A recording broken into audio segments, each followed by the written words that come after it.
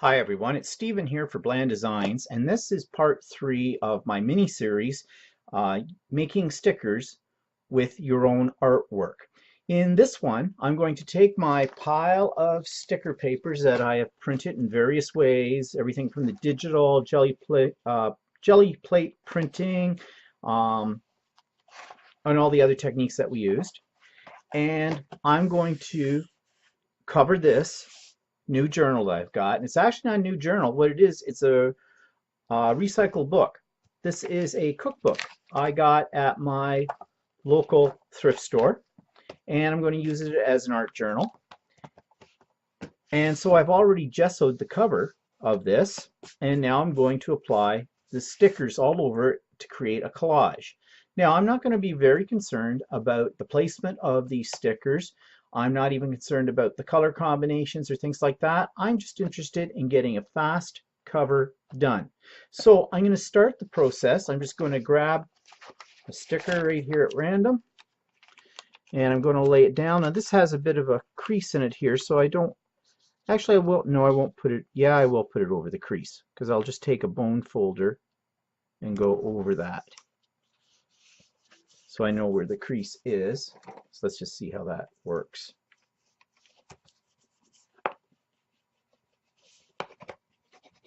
And you want to varnish them a little bit as well. Make sure that's going to work okay. I think so. And later on we will be covering it with different mediums, or with a medium I'll show you, because these are water soluble. And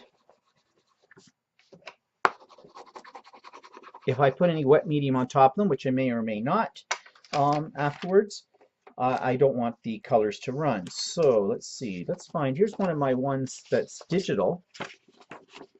Sometimes it's hard to see where the lines are on these. You got to bend the paper a little bit to find the crease.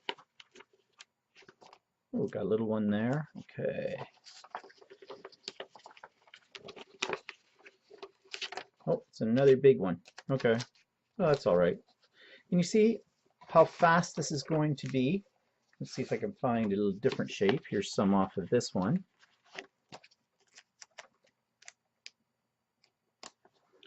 And I'm really not concerned about the placement of any of these stickers whatsoever.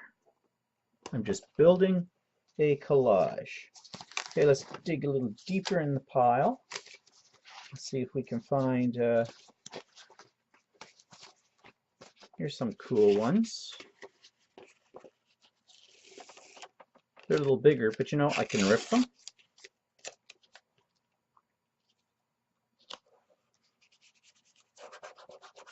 And because that's on my crease, I'm just going to give it a gutter, give it a good rub in there. If I go over the edges, I'll trim those off afterwards. And I did take some that I already pre-cut out, and you can see that in video number 2. So I made sticker paper out of, this was the leftover, it was the paper I used to clean off my brayer and put underneath everything when I was spray inking on it and whatnot. So nothing gets thrown out. And I did these with the Xyron. Some of them are a little difficult to get the backing off. And actually a trick for that. Ow! Okay, that was good. Sorry, little accident right on camera. Stabbed myself with the paper piercer. Well, that was a smart move, really. How professional. Not. Anyway, so I was going to say, use your paper piercer. Oh, I see I'm drawing blood on this. So, okay, what I'm going to do is get this stuck down. And I'm going to carry on with this. Now, what I'm probably going to do once I get a Band-Aid is, I really feel stupid that I pierced myself. Anyways, I'm going to get a Band-Aid. I'm going to pause the video. When I come back, I'm just going to put it on fast forward I'm not going to have any talking over it because I think it's pretty obvious what I'm doing. And you don't want to sit here all day watching me build a collage. So I'll just put it on fast forward. And then when I get near the end, I'm going to slow it down. I'm going to talk a little bit more about what I'm going to do with the technique after that. So stay tuned if I don't bleed to death.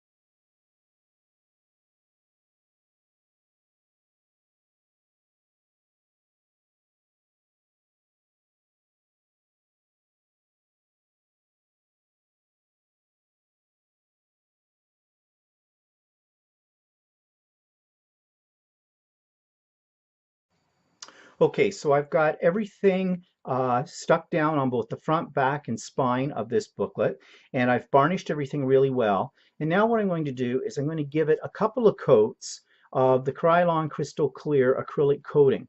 This dries very fast, takes only about 10 minutes, and I'm going to put a couple of coats on, as I said. But the reason I'm doing this is a couple of reasons, actually. One, because the materials that I used here are all water soluble. If I decide to put something more onto this cover and I use a wet medium, the colors are going to run.